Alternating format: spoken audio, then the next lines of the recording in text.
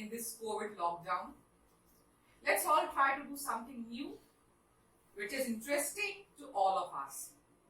Today I'm going to take you in e-class on business studies. We have two books in business studies. We are going to start with the first book, which is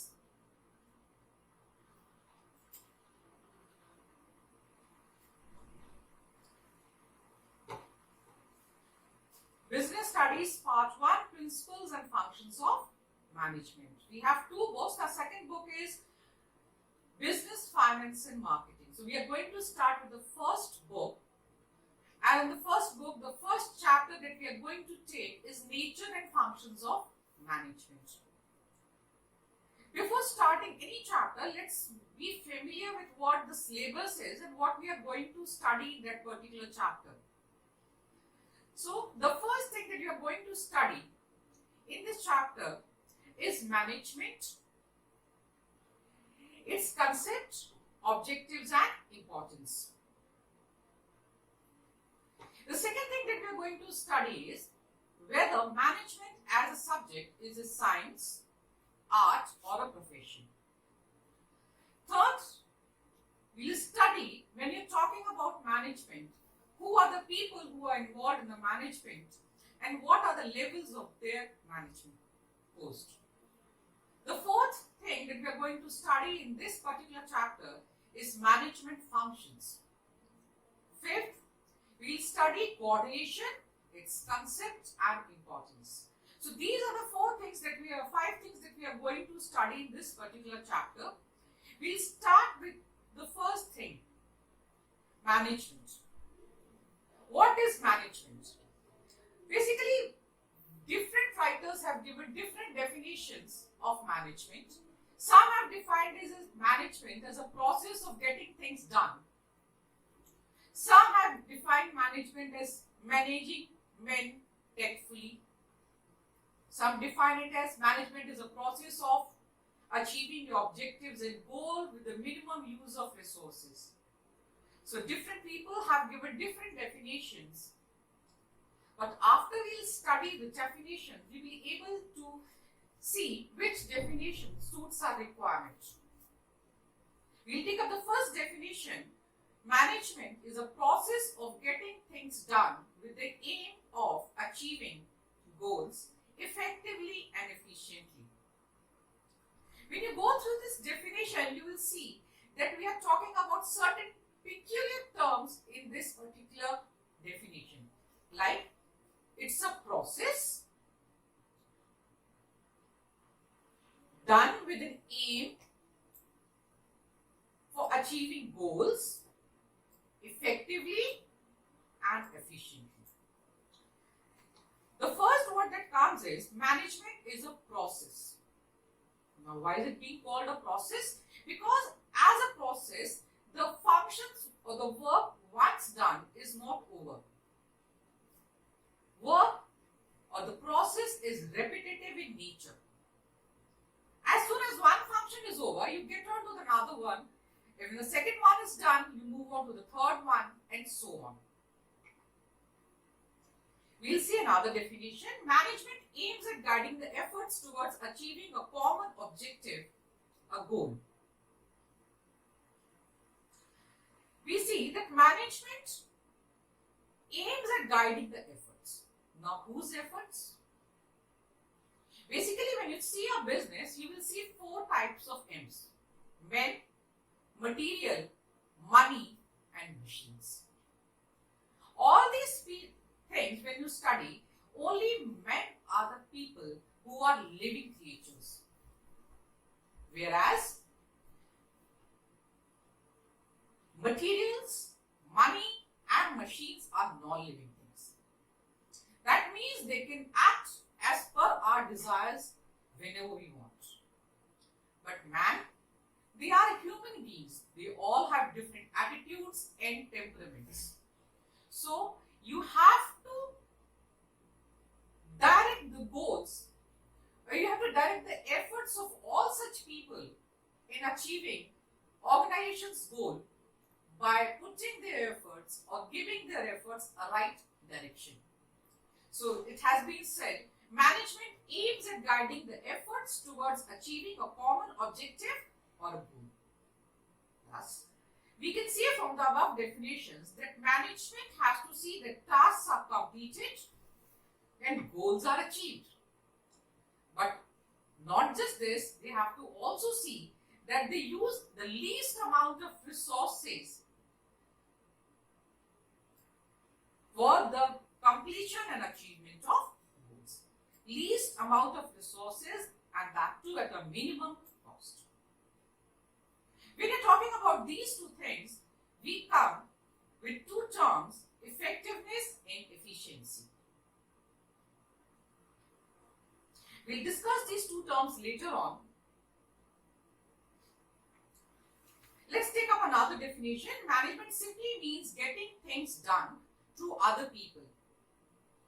Getting things done means getting the activities carried out through others. Basically, it's all done with the purpose of achieving the goals or the targets with your resources, that's your men, materials and money. We have come across two terms, effectiveness and efficiency. Now, what are these two terms? Basically, when you're talking about any work, effectiveness and efficiency are two sides of the same coin. A person can be both at a time. A person can be efficient. A person can be effective. And sometimes he can be both effective as well as efficient. So we'll see what is effectiveness. Effectiveness basically means to achieve your goal or to finish off the work within the given time. Whereas, in other words, we can say that it's concerned with the end result. Like suppose a manager, Diwali is coming up, the manager has been given a task of arranging 1 lakh candles within 10 days. Okay. Now for this, he has employed extra labor. He is asking them to work for extra hours, which means extra labor means extra cost and extra hours means extra wages. So if a manager completes the work within the given time slot of 10 days, he is effective because he has completed the work. But on the other hand, he is not efficient. Now the question crops up, why is he not efficient? Because for completing a task, he is using extra resources, which is your labor and your money, both. That's why effectiveness is concerned with doing the right task and completing activities, achieving your targets and goals. Whereas efficiency means doing the task correctly and with minimum cost. That means a person can be efficient if he is finishing off the task with the least amount of resources and in less cost. If we try to put these two concepts in a matrix form, we'll see that efficiency and effectiveness can be low and can be high.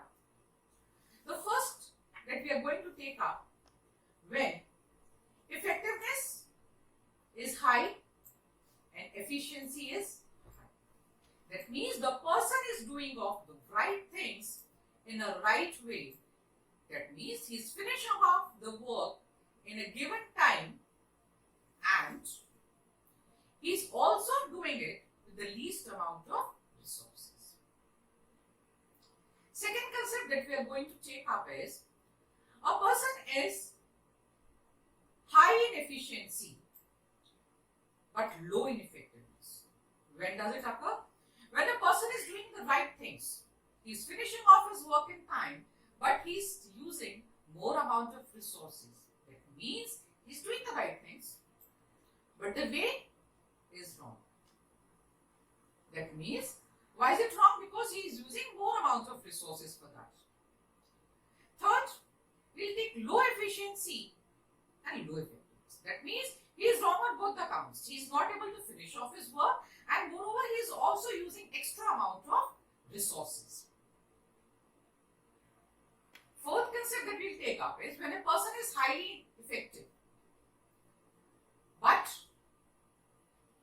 he is low efficient. That means when he is doing the things in the right way, he is using less amount of resources, least cost, not wasting any material, but still he is not able to complete the work. So these can be four situations.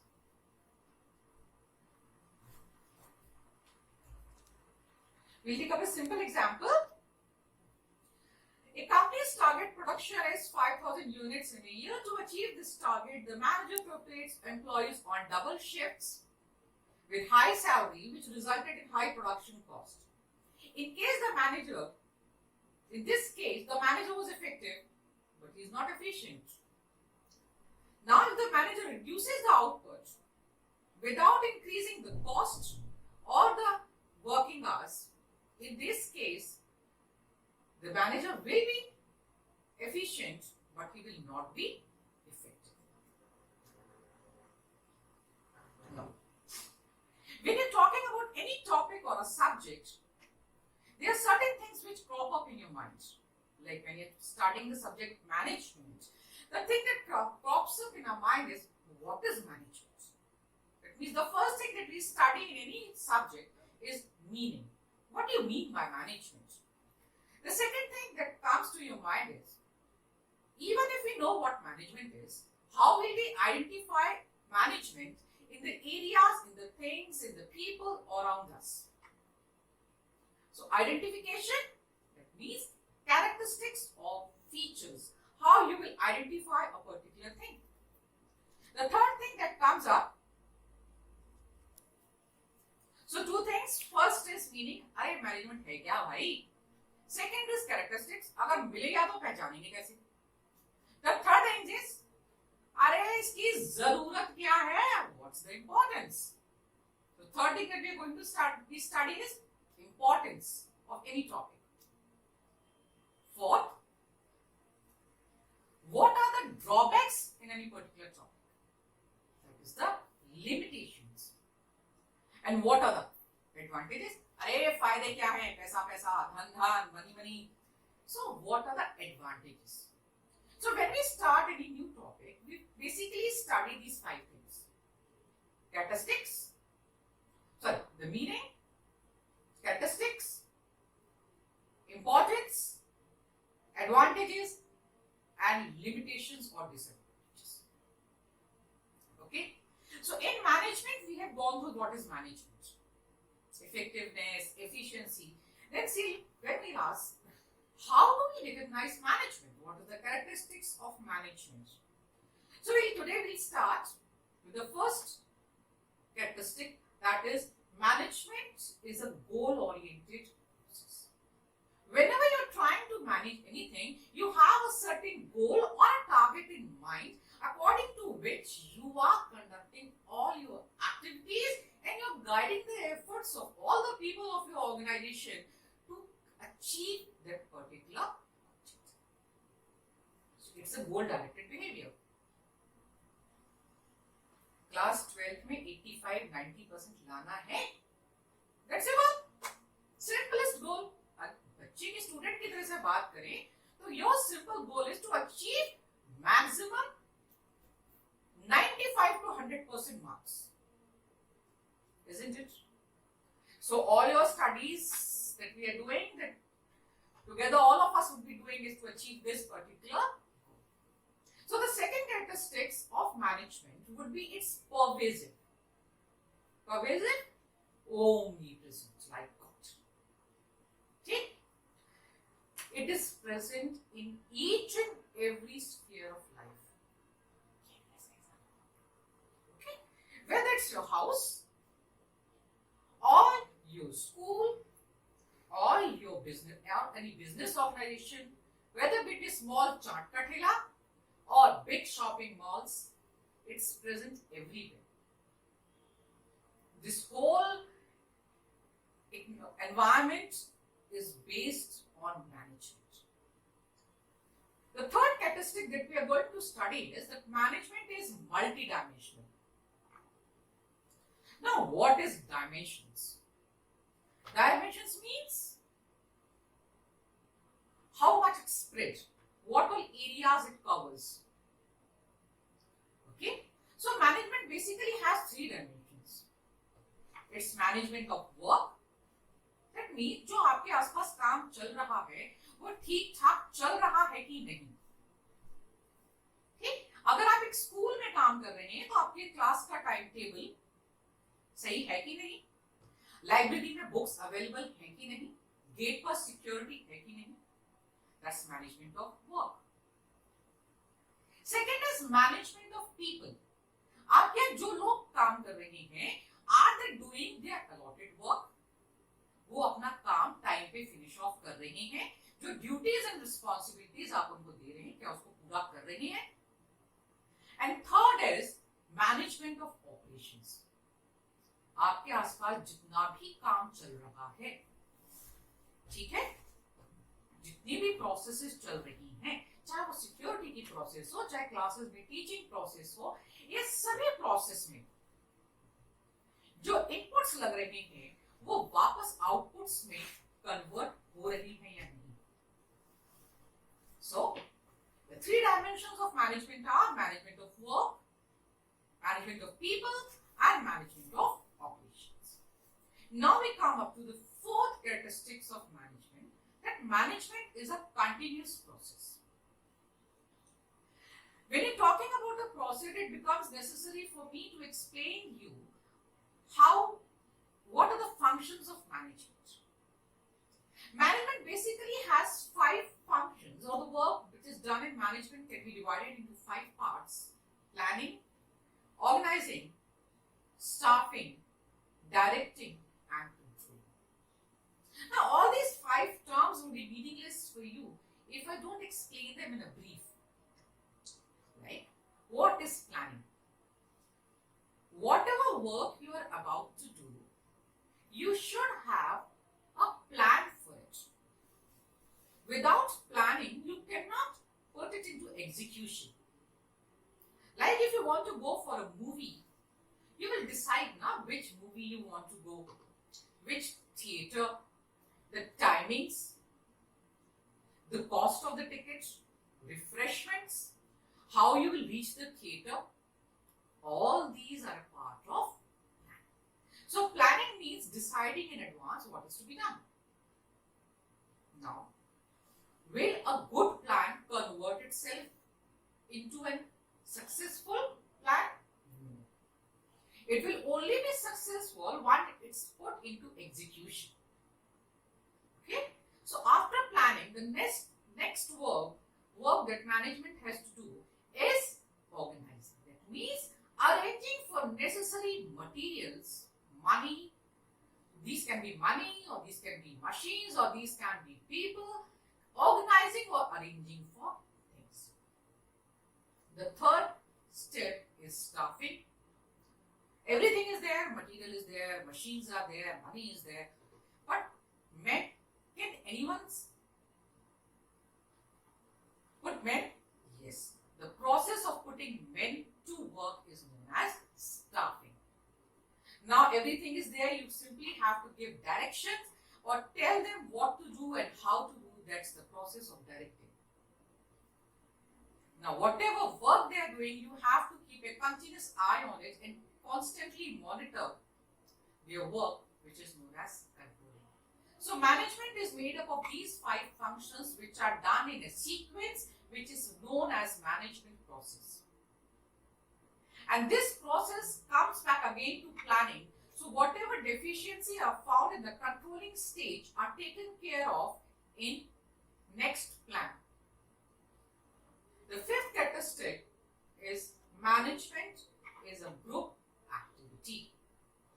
Group activity में 2 words देखिए, group और activity. Management cannot exist on itself or independently. It is related to people or a group of people. Okay?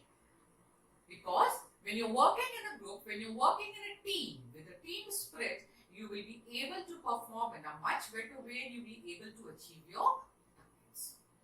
The next characteristic is management is a dynamic function. Dynamic function means it keeps on changing. It is not static. Okay? As per the changes in business environment or the conditions around you, it changes itself. Like previously it was sales tax, अब GST आ गया है तो organisations ने अपने लिए GST records maintain करना शुरू कर दिया है. आपने बिल्स ने GST ऐड करना शुरू कर दिया है. ठीक, पहले इनकम टैक्स रेट 10% थी तो 10% से टैक्स पे करते थे. फिर जब 15 हुआ 15 से पे किया, 20 हुआ 20 से पे किया. That means they keep on changing their business practices as per the changes around them. Next is management is an intangible force. Now why is it being called an intangible force? Because you can only feel it. If an organization is managed well, you will see that there is discipline, there is order, there is sequence in all the work. Okay? So what is being intangible? Intangible means a thing or some for which you can feel. It's there, but you cannot touch it. So management is intangible force. What are the objectives? क्यों करना है भाई management? काहे के लिए management? अरे business भाई जब देखते हो आप एक सेल्स मैनेजर है, एक स्टोर मैनेजर है ना, एक ह्यूमन रिसोर्स मैनेजर है, तो किसी ऑर्गेनाइजेशन में इतने सारे मैनेजर्स की जरूरत क्या है? या एक सिंपल सी बात है, तो ऑर्गेनाइजेशन में मैनेजमेंट की क्या जरूरत है? ठीक? तो when you're talking about objectives of management, there are three things. Management is simply done because you have a sole objective of earning profits. But these cannot be done in vacuum. So, the three objectives, the first is organizational, second is social, and third is personal. We'll first take up the organizational objective. The organizational objectives are, as an organization, you have three objectives. First is survival, second is profits, and third is going on in the market, that's going on in your field, and create a position for yourself. आप चाहते हैं ना कि भी आसपास चार दुकानें हो तो चार दुकानों में सबसे ज्यादा आपकी दुकान चले, ठीक, सबसे ज्यादा ग्राहक आपके आए, आपकी सेल्स बढ़े, आपका बिजनेस लंबे समय तक चले. So this is survival. You want to survive in this business field.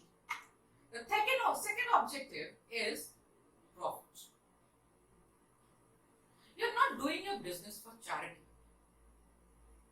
Okay? Whatever activities that you are doing in your organization, you are doing it with an aim of earning more and more profits. So that you can meet out your expenses, you can pay off your expenses, and you can also save a substantive amount for future growth, for future prospects, for future opportunities. So second objective was profit. You all work for earning profits. कोई दान धर्म के लिए business नहीं कर रहा है. The third one is growth. You don't want to remain at the same level of profit or same level of business throughout. You want to capture new opportunities, you want to expand yourself, you want to expand your business, you want to capture new horizons and to see how much you can succeed. So three organizational objectives, these are survival, profit and the second one that we are going to take are social objectives. Now why are social objectives being talked about?